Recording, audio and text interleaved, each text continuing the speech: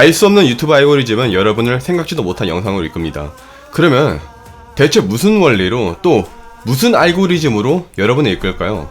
지금부터 여러분이 단언컨대 단 한 번도 본 적 없는 걸 보여드릴 겁니다. 유튜브에서 제공하는 유튜브 스튜디오에 들어가 보면요, 제 채널의 한 달 노출수, 평균 클릭률부터 시청자들이 어디로 들어왔는지, 또 어떤 영상을 특히 좋아했는지, 시청 이탈이 언제 발생했고 어떤 장면이 인기 있는지, 또 여러분이 보고 있는 다른 채널들, 더 나아가 여러분이 시청한 다른 동영상들부터 언제 유튜브를 자주 보는지, 여러분의 나이대와 성별은 어떤지 대부분의 데이터들이 기록되어 있습니다.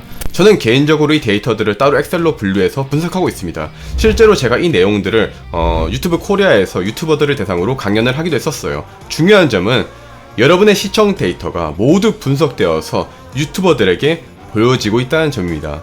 간단하게는 여러분이 제 구독자인지 아닌지부터, 또 예전에는 어떤 댓글을 남겼는지 확인도 가능하고요, 전체 시청자들의 근래 취향을 파악할 수도 있죠. 이걸 인간이 분류할까요? 절대 아니죠. 인공지능이 합니다. 구글의 알고리즘, 인공지능 딥러닝은 가히 상상을 초월할 정도로 엄청납니다. 국내의 그 어떤 인공지능 추천 시스템도 구글의 인공지능을 발끝에도 쫓아올 수 없습니다. 구글은 압도적인 세계 톱입니다. 지금부터 말씀드릴 내용들은 2010년, 2016년, 2019년 구글이 직접 학회에서 발표한 유튜브 추천 알고리즘에 대한 논문과 현대차 인공지능 연구조직 기술 리더 박상길 개발자의 비전공자도 이해할 수 있는 AI 지식을 참고하여 만들어졌습니다. 결론부터 말씀드리면요, 유튜브 알고리즘은 초창기에는 행렬 인수분해를 이용했습니다. 그리고 2016년쯤을 기점으로 딥러닝으로 추천 알고리즘을 바꾸었죠. 이 방법은 2006년 넷플릭스가 개최했던 넷플릭스 프라이즈에서 처음 등장했습니다. 행렬 인수분해란 것이 이름이 어려운데 넷플릭스에서 나온 개념이니까 영화를 예로 들어볼게요. 트와이스 멤버들이 어떤 영화를 좋아할지 예상해봅시다. 이거를 알기 위해서는 첫 번째, 그 영화의 특징을 알아야 됩니다. 그리고 두 번째, 트와이스 멤버들의 취향을 알아야 됩니다. 그리고 이 두 가지 결과를 합산합니다. 예를 들어보죠. 각 멤버들은 이와 같은 선호도를 가진다고 합시다. 1로 갈수록 그 장르를 더 좋아한다는 거예요. 제가 좋아하는 사나를 예로 들면, 사나는 화려한 액션보다는 정적인 드라마를 좋아하고 판타지물보다는 현실에서 일어날 법한 것들을 좋아합니다. 자, 그리고 각 영화들의 특징을 추출합니다. 예를 들어서 겨울왕국은 비교적 액션보다 드라마의 특성이 강하고 현실성은 많이 떨어집니다. 이 데이터들을 좌표로 나타내면 다음과 같습니다. 이것만 봐도 대강 누가 어떤 영화를 선호하는지 알만하죠. 사나와 다현은 건축가 개론을 좋아할 것이고 부산행을 좋아하는 사람은 없을 겁니다. 실제로 이 데이터들을 행렬 인수분해를 하면 다음과 같은 결과가 나옵니다. 구하는 방식은 이 그래프에서 각 값들을 내적하면 되는데, 계산은 여기서 생략합니다. 이 표가 무슨 의미인가? 트와이스 각 멤버들의 예상 평점입니다. 값이 클수록 평점은 높을 것이고 값이 낮을수록 평점은 낮을 겁니다. 예를 들어 제가 가장 좋아하는 사나는 건축가 개론에 가장 높은 점수를 줄 것이고 부산행에 가장 낮은 점수를 줄 겁니다. 유튜브 추천 시스템도 이것과 크게 다르지 않습니다. 단 딥러닝을 이용하고 있죠. 무슨 의미냐? 방금 보여드렸던 행렬 인수분해는 사실 아주 간단한 겁니다. 영화의 특징을 딱 드라마 그리고 현실성, 이거 두 개로만 분류를 했지 않습니까? 그런데 현실에서 영화 특성은 비교도 할 수 없을 정도로 너무 많잖아요. 굉장히 다양하죠. 예를 들어서 기존의 행렬 인수분해는 다음과 같습니다. 하지만 유튜브의 딥러닝은 다음과 같은 방식으로 마치 뇌의 신경망처럼 엄청나게 복잡하게 작용합니다. 이 신경망이 깊으면 깊을수록 더 좋은 성능을 냅니다. 쉽게 말해서 데이터가 엄청나게 많이 필요해요. 그래서 딥러닝은 초고성능의 그래픽 카드가 필요한 겁니다. 많은 데이터들을 빠르게 처리해야 되니까요. 그리고 유튜브에는 2019년에만 1분에 500시간이 넘는 영상이 업로드되었어요.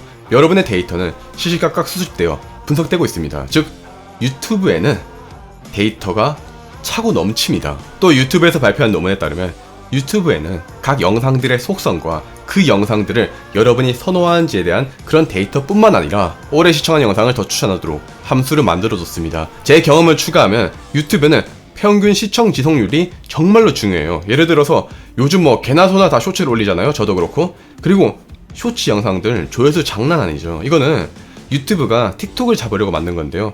쇼츠 영상들이 조회수가 잘 나오는 것은 유튜브 자체적으로 쇼츠 영상에 더 높은 가점을 주는 것도 있지만, 쇼츠 영상이 길어야 1분으로 짧다 보니까 평균 시청 지속률이 매우 높습니다. 제 영상을 예로 들면요, 최근에 올렸던 조회수 250만 뷰짜리 영상인데 58초짜리 영상은 무려 평균적으로 45초나 봤어요. 45 나누기 58 곱하기 100.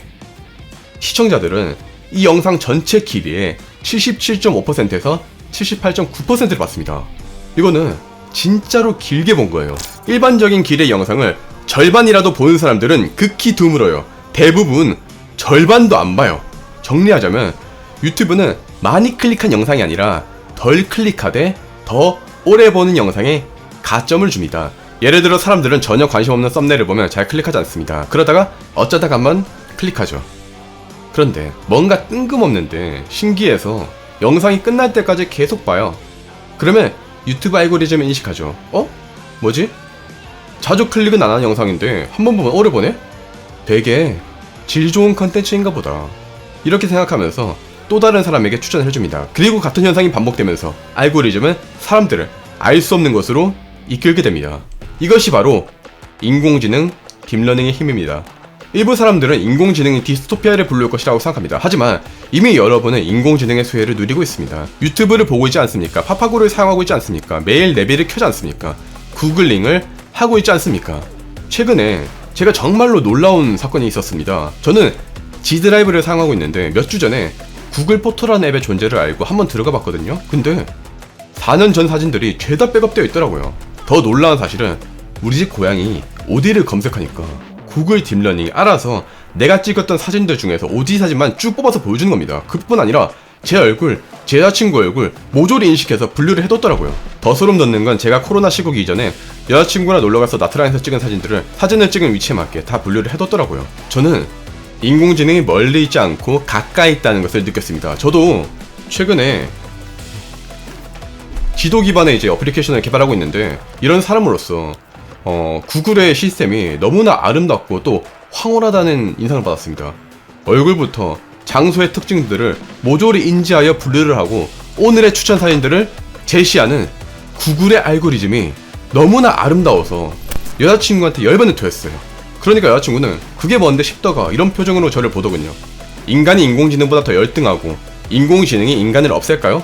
전혀 그렇지 않을 겁니다. 인공지능은 너무나 아름다운 겁니다. 아름다운 풍경을 보듯이 황홀한 겁니다. 미국의 컴퓨터 과학자 앨런 K 교수는 말입니다. 어떤 사람들은 인공지능이 우리에게 열등감을 느끼게 할 것이라고 걱정한다. 그 말이 사실이라면 사람들은 꽃을 볼 때마다 열등감을 가져야 한다. 그리고 이 영상은 비전공자도 이해할 수 있는 AI 지식을 바탕으로 만들어졌습니다. 단언컨대 이 책은 시중에 나온 인공지능 책들 중에서 정말로 쉽고 또 재밌게 잘 쓰여진 책들 중에 하나입니다. 저는 인공지능 전공자가 아니라서 시중에 나와 있는 대부분 인공지능 관련 교양서를 읽어봤는데 다들 아시다시피 너무 쉽거나 혹은 너무 어렵습니다. 그런데 이 책은 그 적정선을 아주 황홀하게 잘 지켰습니다. 이 책을 저술한 박상길 엔지니어님은 카카오에서 코딩 테스트 출제위원이었고 현재는 현대차에서 인공지능 연구조직 기술 리더를 맡고 계십니다.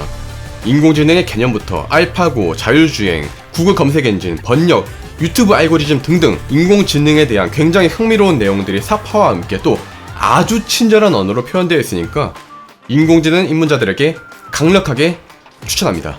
왜냐면 수식 하나 없거든요.